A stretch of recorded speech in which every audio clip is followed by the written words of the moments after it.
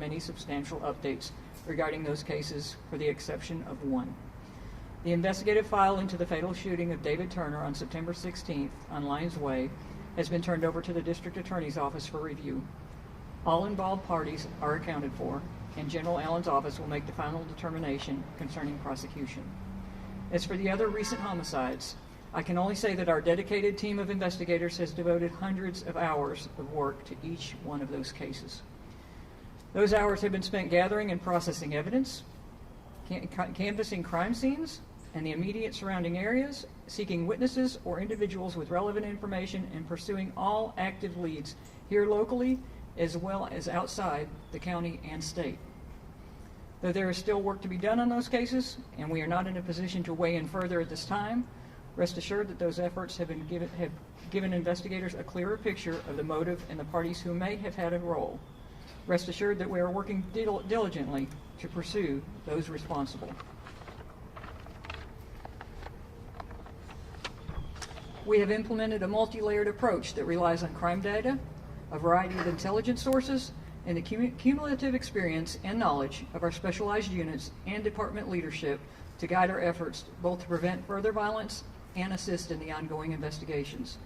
Those efforts include directed patrols in areas where violent crime is occurring, and a focused deployment of organized crime unit and violence reduction team personnel as a part of a larger strategy directed at known, repeat violent offenders. We also have a gun team that is assigned to confiscating shell casings from shots fired incidents and using forensic technology to trace those cases to firearms used in other reported shootings or crimes. We are more than aware of the conversations being had both in the community and on social media concerning the increase in recent gang activity. On that front, we can say that we have numerous individuals with expertise in those criminal operations who are committed almost exclusively to monitoring that activity. We will continue to commit the resources necessary to address gang members who may have a role in perpetuating violent crime in our city. We will also continue to work relentlessly and diligently to pursue those violent offenders and hold them accountable. Now, more than ever, we need the community to play an active role in our efforts to maintain public safety. We have and we will continue to do everything in our power to prevent and address crime, but those efforts will fall short of achieving the ultimate goal without the assistance of the community. Investigations take time. It takes time and immense effort to obtain the evidence necessary to identify and charge the individuals responsible for committing these heinous crimes in our city. It also requires an overwhelming amount of evidence to bring charges against violent suspects, including witnesses or individuals with information who are willing to assist in our investigative endeavors. We know it is not easy, but we have to work together toward the common goal of keeping our community safe. It happens far too often. We arrive at the scene of a serious fatal shooting, and there are no witnesses or no one willing to speak about what they saw. That can no longer be the case. Further violence cannot be the answer. We all want the same thing, to live and work in a safe community that is free from the threat of violence. The community needs us, and we need the community. We are all in this together, and we need those who witness or have information regarding violent incidents to come forward, participate in the investigations, and no longer tolerate what should not be tolerated. We ask anyone with information concerning the recent shootings or homicides to call our crime and drug hotline at 865-215-7212 or email at unsolvedmurder@knoxvilletn.gov. Thank you.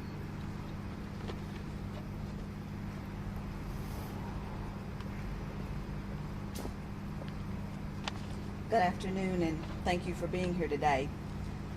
I stand before you, Gwen McKenzie, Vice Mayor, and 6th District City Councilwoman representing the 6th District. This press conference was asked for and called for to send a voice from the Black community. As you will see, Black community leaders and Black faith leaders standing behind me, along with State Representative Rick Staples, County Commissioner Daisha Lundy, and School Board Representative Ebony Satterfield are traveling and not able to be here with us today. I know all of my colleagues on City Council stand with me in solidarity in this effort, but I want to acknowledge the two that were actually able to physically be here today, which is Councilwoman Lauren Ryder, Councilman Tommy Smith, and also Councilwoman Janet Testament. That is 3, and thank you for being able to be here today. The past 2 months have been challenging and heartbreaking as we have seen violence increasing across our city, but primarily in my district in East Knoxville. We have seen mothers and fathers losing their children to violence, and unfortunately, we have seen children losing parents as well. This must stop. And I thank Mayor Kincannon and especially Chief Thomas for their commitments today to working together with the community and making this a priority to get these offenders off the streets and to help the community as we have worked diligently to come up with preventive solutions to curb the violence.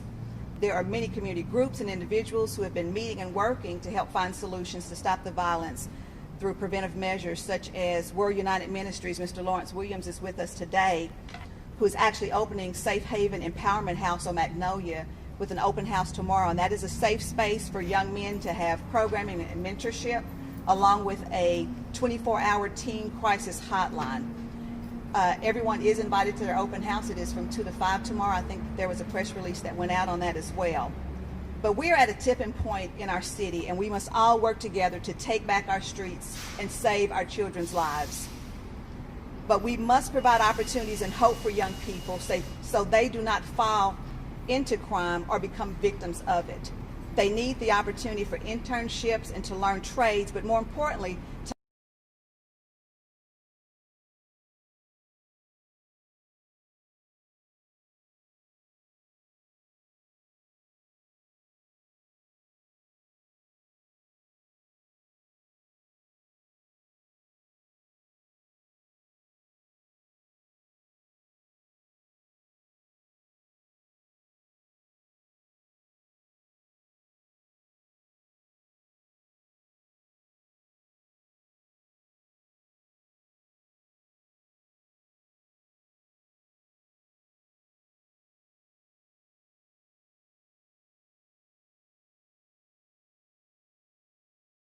to be able to help solve these unsolved crimes, we have to report information. That information can be reported anonymously, but also I am making an appeal today to any family members who know that they have family members who are children or grandchildren who are involved in criminal activity to please do the right thing. If nothing else, please try to save their lives before they become victims of violence as well. Today, let it be known that we all stand together, as you see behind me, members of my community, members of the faith community, who have been praying and working, not just the last 2 months, but for many, many years, to pray over this city and especially our community, to make sure that there's peace and that young people of color, can grow up, become productive citizens and adults, and be able to give back to our community. So we expect this to be the highest priority for law enforcement in the city going forward, which we've already heard that commitment from the mayor and also the chief of police. Again, we thank you for that. But I encourage everyone to do something, whether it is praying, whether or not it's connected with the group. But again, reporting information that you may hear or you have on mind. Thank you all again for being here today. God bless you.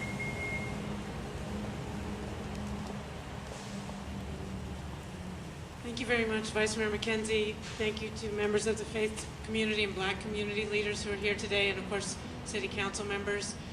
We have time for a couple of questions. If members of the media have a question for me, Chief Thomas, or Vice Mayor McKenzie.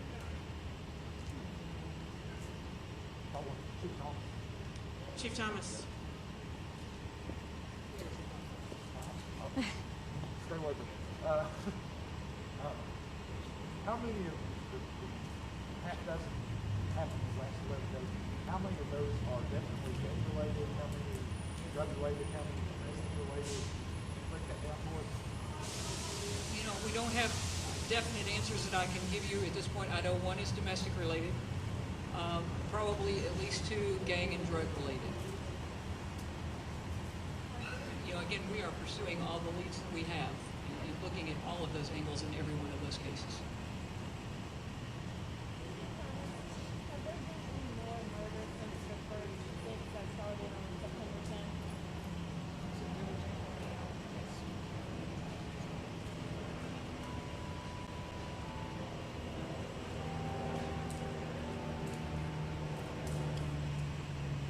Since September 10th, yes, we have had not including September 10th, 4 additional murders. And you said you show up to scenes and no one wants to talk or anything. I mean, is there anything that can be done about that throughout the community, or is it just trying to, do the right thing that you're trying to instill? That's why we appeal to the community, but we try and make an additional effort. We send officers out in plain clothes the next few days to canvass the neighborhood to maybe, people didn't want to talk at that time or they didn't feel comfortable. That's why we have it's not a recorded hotline for individuals to call if they have information. The other thing that we're really focusing on, and many of you have seen it or heard about it, it's our new recruitment effort to try and recruit people in that community who want to be police officers that will provide us those relationships to be able to help solve these crimes in the future and even now. So we appeal to that community to come help us and join us as well. We're actually accepting applications for a March class until October 31st right now. So there's my recruitment pitch. Thank you. One of the issues that came out during the city council workshop a couple weeks ago was people coming here from Troy, Chattanooga, and other places. Are any of these have those complaints on them? We are looking into that. I can't say for sure, but we have. I can tell you that in the past, gun crimes, we have had guns or individuals that are related to those guns show up in Memphis and in Chattanooga for sure. Not these specific ones, but that has been in the past. So we keep those connections going with those agencies as well and looking into those areas.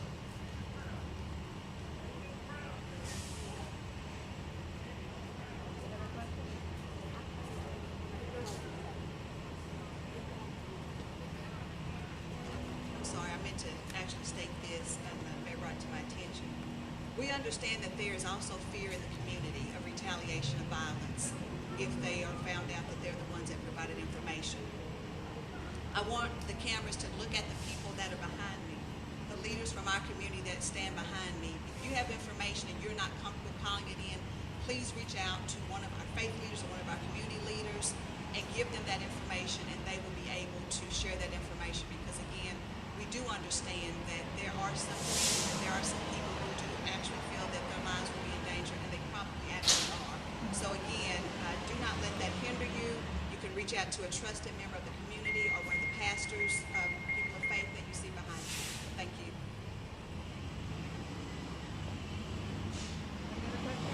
I have one for the mayor. For the families that are going to watch this later, they hear the stats every day. You've got some behind you. You've got some that have heard about this press conference that couldn't be here. Is there anything that you want to say about what's being done? I know they feel like a stop needs to come soon. They're waiting for that stop. They're still struggling with what happened to them, but they're also seeing these new numbers. Is there anything that you want to say to them, when they see this and hear, all the things that are being done, but are waiting for that day when it does start to decrease here in Knoxville? Well, my message to the people of this community is that everybody deserves to feel safe, and that people who've been victims of crime deserve investigations, and for the people who perpetrated those crimes to be brought to justice. We are working as hard as we can on that with KPD, with our faith leaders, with members of the Black community who want to solve these crimes. We're also working really hard on prevention and supporting efforts like Safe Haven and giving people and children and young people opportunities to improve themselves, and so they're not attracted to violent crime and other things, not victims or perpetrators. So that's my message, is that everyone deserves to feel safe in this city, and we're working really hard to make that true. All right, I don't see any further questions, so thank you all so much for coming out, and be well.